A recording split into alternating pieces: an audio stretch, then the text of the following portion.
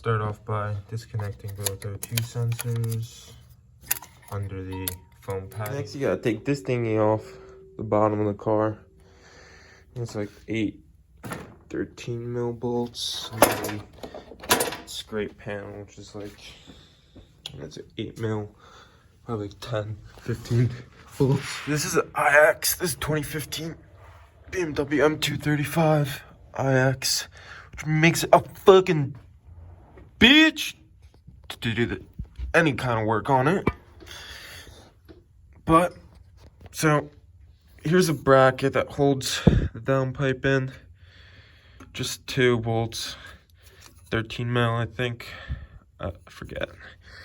And then you got a 17 mil V-band clamp. I already took the bolt out. This thing was all seized up and it was a bitch, but nothing a little elbow grease can't take care of. But the real issue I'm having right now is getting this, you can barely see it, but is getting that upper V-band clamp off. The bolt was seized. I mean, I broke the bolt, but now it's not wanting to move again, so kind of stuck and frustrated, and there's not really any room to get underneath. I mean, to get in there. You got shit blocking everything. So this is in from the wheel well. Let's see. There's my ratchet. We're stuck. I can't see what the fuck is going on. So, alright. Finally got the V-band.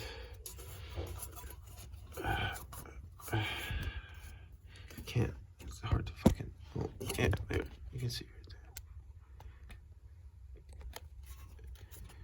there. It's loose.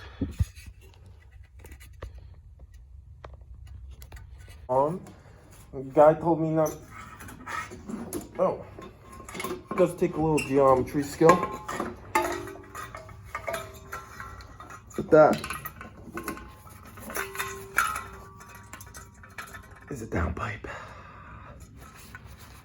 Holy fuck. That took way too long.